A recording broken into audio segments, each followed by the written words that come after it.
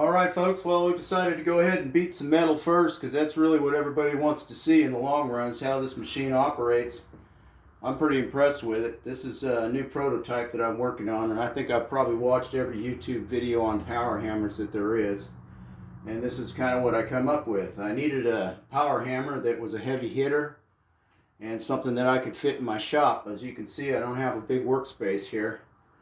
Talk a little bit about the machine now that we've seen it run.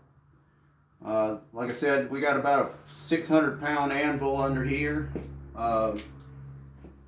This is 4140 steel, 4140 hammer dies, 4140 hammer. This is 2.5-inch solid 4140. I've built everything here in this shop. As you can see, every pin and bushing here has a grease fitting, every one of them, so that you can keep this thing lubed up. Everybody knows that these power hammers need to stay lubed up. And this is all basically scrap iron that I've gotten and bought from the local steel shop out here. This is 8-inch square tubing that eventually I'm probably going to fill with sand, give it a little bit more weight. I don't have it bolted down to the floor, so it crawls around a little bit, but it's pretty stable. I've got a 13-inch rim. It's actually a boat trailer tire or trailer tire back there. And I didn't want to go with the full 15-inch tire just to keep the stature down. And this is a 2-horse motor that I bought from Harbor Freight. Kudos to them. It's a 7/8 shaft, and I had a local fabricator make a bushing for it. It's an aluminum billet that I took down and they machined into a bushing. So it's set screwed and key weighed in there. This motor is actually set up for 220. And you know, if you're going to buy a cheap motor, buy a big cheap motor.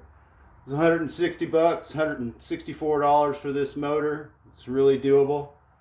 A lot of the videos that I saw on other channels, you know, they're using 1-horse and 1.5-horse motors, and just didn't seem like it was enough to me, so I went with the 2-horse and hooked it up to 220. I've got the offset here. I went with about a 2-inch offset so that I could keep the stroke down on my hammer. The benefit to that is I could increase my cycles per second. I'm looking at about 5 cycles per second on this machine. 4.5, 5 seconds. 5 cycles per second. So, and as you can see, it really moves some metal. I'm pretty pleased with it. Got the pillow blocks up here and back on the main beam here. Got an adjustment here for the treadle. I can raise and lower that treadle. That works pretty good.